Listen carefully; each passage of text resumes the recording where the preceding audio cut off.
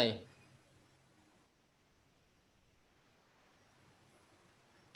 Assalamualaikum warahmatullahi wabarakatuh. Waalaikumsalam warahmatullahi wabarakatuh.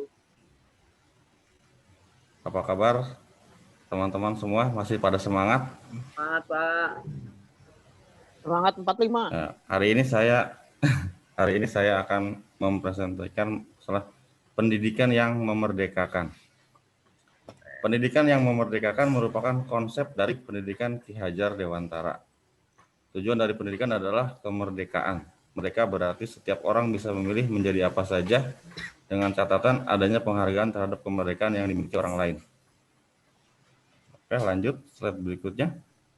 Rudi.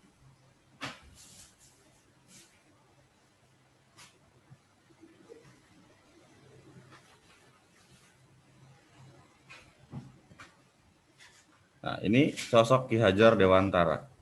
Beliau adalah sangat terkenal dengan 3 semboyannya, yaitu Ing Ngarso Sung Tulodo, Ing Madya Mangunkarso, dan Tuturi Handayani.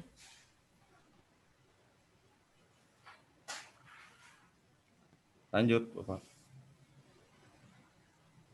Pertama kita akan ke sejarah singkat Ki Hajar Dewantara. Ki Hajar Dewantara lahir dengan nama Raden Mas Suwardi Suryaningrat.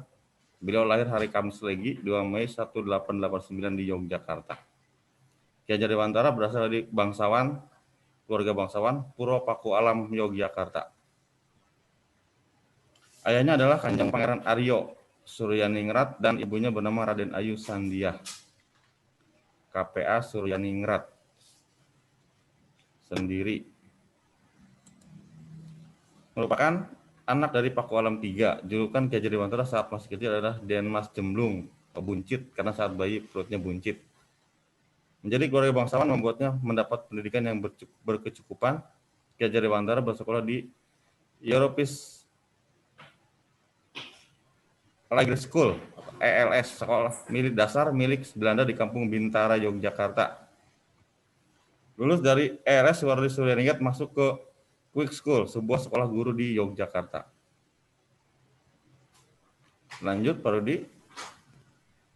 Ki Hajar Dewantara adalah pahlawan nasional Indonesia yang berjuang memperjuangkan pendidikan Indonesia.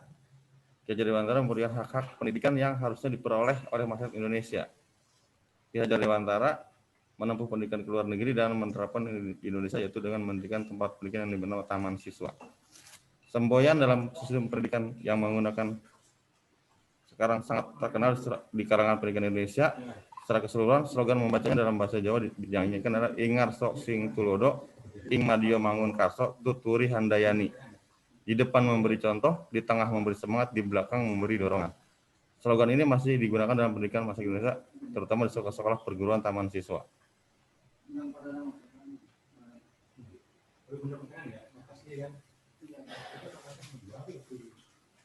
Pendidikan yang memerdekakan adalah pendidikan yang menitikberatkan perubahan secara menyeluruh, lahir dan batin, berdasarkan kodrat alami setiap individu. Kemerdekaan yang dimaksud dalam pendidikan itu bersifat 3 hal. Berdiri sendiri, tidak bergantung pada orang lain, dan dapat mengatur dirinya sendiri. Pendidikan yang memerdekakan mengolah rasa, hati, raga, dan karsa secara seimbang. Sehingga dengan keseimbangan ini akan menghasilkan masyarakat yang penuh kebijaksanaan. Nah, dilanjut. Nah, ini adalah 3 prinsip perubahan yang diajarkan Ki Hajar Dewantara. 1 adalah kodrat alam dan zaman. Kita berada di alam Indonesia dengan daerah dan alam yang beragam, tentunya berbeda dengan negara lain yang berbeda pula alamnya. Begitu juga dengan zaman, pada masa penjajahan dulu akan berbeda dengan saat ini. Tantangan yang dihadapi berbeda dengan setiap zaman, sehingga memerlukan perubahan dalam setiap masanya. Yang kedua adalah prinsip perubahan meliputi asas trikon, kontinuitas, konvergen, dan konsentris. Yang ketiga adalah keseimbangan antara budi dan pekerti. Budi yang tercipta dari cipta rasa, karsa, sedangkan pekerti adalah raga.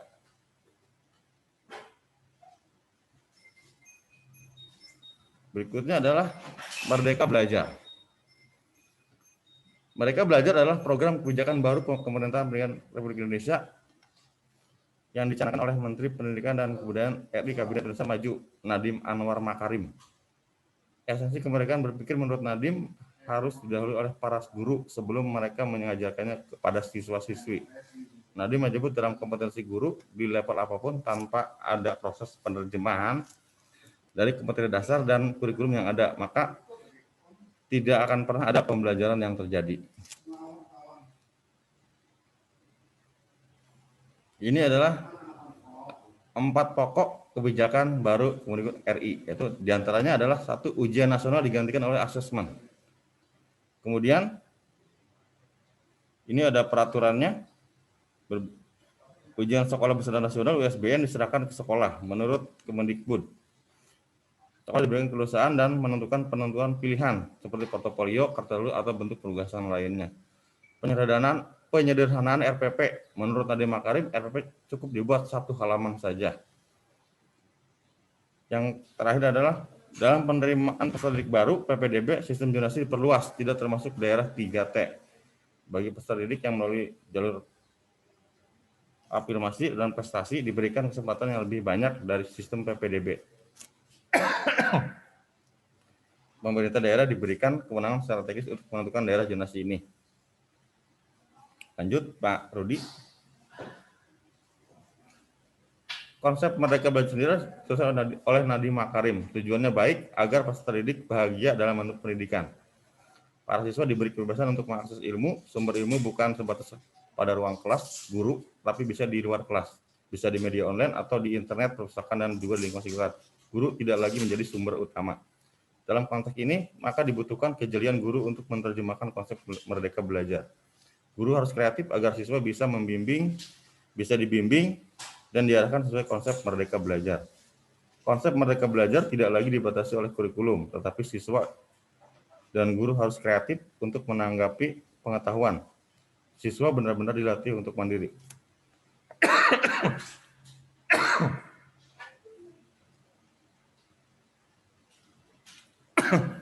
Maaf, punten.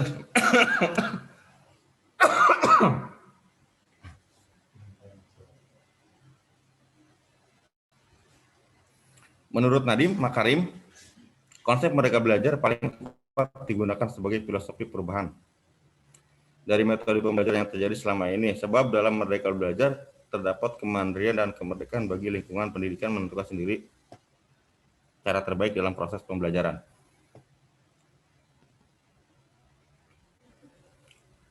Penerapan Merdeka Belajar bukan tanpa hambatan. Ada beberapa kendala yang dihadapi daerah. Satu, itu Merdeka Belajar belum maksimal diterapkan karena masalah SDM. Program Merdeka Belajar menuntut kreativitas guru. Kenyataannya guru di pedalaman masih minim kreativitas. Bila pendidik tidak kreatif untuk membimbing siswa, maka penerapan Merdeka Belajar memang ideal di zaman sekarang, tapi kenyataannya menjadi sulit untuk diterapkan. Yang kedua, mentalitas siswa dan guru. Persoalan yang dihadapi sekarang masalah mental anak. Masih banyak siswa dan guru yang harap gampang, minimnya keinginan untuk berjuang.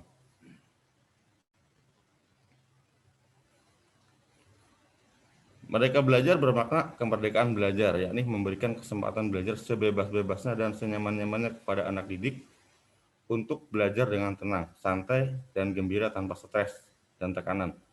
Dengan memperhatikan bakat alami yang mereka punyai tanpa memaksa mereka mempelajari atau menguasai suatu bidang pengetahuan di luar hobi dan kemampuan mereka. Sehingga masing-masing mereka mempunyai portofolio yang sesuai dengan kegemarannya. Dan yang paling utama dari Merdeka Belajar adalah esensi kemerdekaan berpikir ini harus ada di guru dulu. Tanpa terjadi di guru, tidak mungkin bisa terjadi di murid.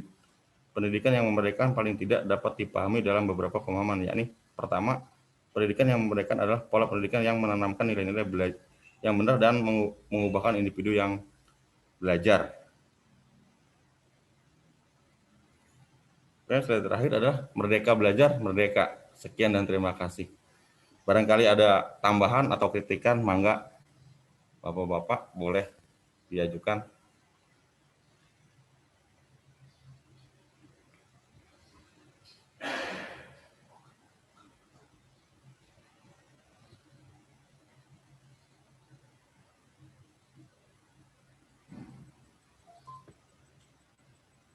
Enggak, Pak Rudi? Sedikit. Rudi. Mungkin selamat siang Bapak Adis. Ini saya izin Ya. mohon bertanya. Ini di Ingarso Sungkulodo, Ing Madjo Mangunkarso Tuturi Handayani. Biasanya pada topi di anak-anak SD itu ada tulisan yang namanya Tuturi Handayani. Kenapa ada tulisan Tuturi Handayaninya saja, Pak? Terima kasih. Mungkin kalau ditulis semua itu kebanyakan, Pak Rudi. Saya juga sempat berpikir gitu. Kenapa kalau Tuturi Handayani kan berarti di belakang memberi semangat ya? Ya kenapa harus di belakang gitu memberi semangatnya? Kenapa harus di depan, nggak di depan gitu kan? Barangkali bapak-bapak yang lain ada yang mau menambahkan tentang itu.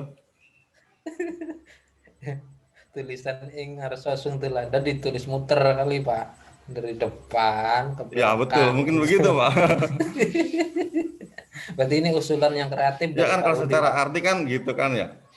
Di depan Ya. memberi, di depan Semangat. menjadi teladan, di tengah memberi, di belakang memberi semangat. Kenapa di belakangnya aja yang ditulis? Tuturi Handayaninya aja. Gitu. Berarti dari awal itu nggak semangat berarti. Ini udah terakhir baru Bisa semangat. jadi Pak, bisa jadi. Ya betul. Ya, berarti tidak sesuai dengan profil Pancasila ini ya.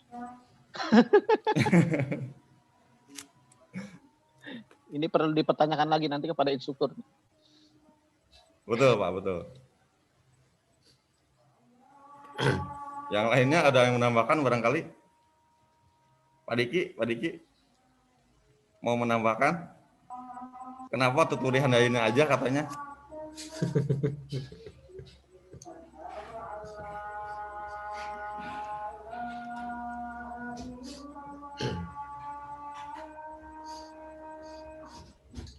Pak Rudi, tolong ke slide ke-10 Pak Rudi. Siapa? Ke slide 10. Mana tadi ya? Kalau nggak salah ke slide 10. Nah ini Pak Adis, yang saya tanyakan yang ke ini Pak Adis, yang poin kedua, mentalitas siswa dan guru. Itu persoalan yang dihadapi sekarang, masalah mental anak itu untuk situasi kondisi belajar daring seperti ini. Menurut Pak Adis bagaimana ini Pak nih? Saya masih belum paham nih yang nomor 2. Jadi ini kan hambatan Pak ya. Nah, masalah mentalitas siswa itu banyaknya gini Pak. Ketika mereka belajar daring itu yang saya hadapi itu menyepelekan gitu. Lah daring inilah gurunya juga nggak ngeliat kan. Nah akhirnya apa? Ketika belajar itu pengalaman saya itu pakai Google Classroom, cuma absen aja hadir tapi materinya nggak dibaca Pak. Jadi harap keinginan untuk berjuangnya ya hampir nggak ada sama sekali. Berarti sama ya? Berarti sama kondisinya, iya. Saya juga sama seperti gurunya juga kadang kalau udah kayak gitu kan akhirnya apa? Akhirnya kan malas juga Pak. Jadi malas juga, anaknya kayak gitu juga, udah biarin aja lah kan gitu. Ya hampir nggak ada lah. Emang itu hambatannya dari kitanya juga, siswanya juga. Cuman kalau untuk guru itu bisa lebih ditekan bisa gitu. Tapi yang susah itu ke siswanya Pak. Bagaimana supaya mereka itu keinginan berjuangnya itu lebih tinggi gitu. Oke, itu, siap. Terima kasih Pak Adis atas penjelasannya. Sangat terinspirasi. Ya, mungkin tambahan. Enggak Pak Muharrem? Ya, mentalitas anak ini ya mungkin sekarang itu sudah istilahnya sudah kalah dengan gadget ataupun HP ya Pak. Ya betul. Jadi setiap hari anak itu kadang-kadang disuruh makan pun ya dia sangat susah. Ya. Apalagi disuruh belajar. Kan seperti itu. Jadi makannya harus bareng HP Pak ya? Iya, bukan makannya bareng HP Pak. Malah disuapin, kalau makan itu disuapin. Jadi matanya kemana, mulutnya kemana gitu. Di lapangan seperti itu. Ya. Iya. Mungkin, Terima kasih Pak Muharrem tambahannya. Mungkin itu aja Pak. Terima kasih. ya tambahan Pak mungkin. Halo. Enggak Pak Diki? Iya Pak, betul. Artinya di poin yang kedua ada tambahan. Emang, Halo, mangga Pak Diki. halo. Jelas Pak? Halo, tes. Jelas? Ya, Jelas. tes hadir. Jelas. Oke. Sekedar tambahan Pak, betul. Artinya di era pandemi seperti ini, artinya ini adalah salah satu kasus yang kompleks sebetulnya di hampir seluruh SMK atau artinya yang berhubungan dengan mentalitas siswa, artinya dan guru pada saat pembelajaran daring ataupun luring yang kita alami. Karena betul sekali Pak, mentalitas siswa itu semenjak pandemi seperti ini terus terang kami melihat attitude anak-anak itu artinya lebih menurun Pak. Artinya di dunia pendidikan khususnya Pak ya. Jadi kita sebagai guru pun artinya sangat miris kalau misalkan pandemi ini artinya tidak segera usai untuk penurunan mental kepada siswa. Terutama yaitu adalah attitude Pak. Nah, mungkin itu tambahannya Pak. Terima kasih. Assalamualaikum warahmatullahi wabarakatuh.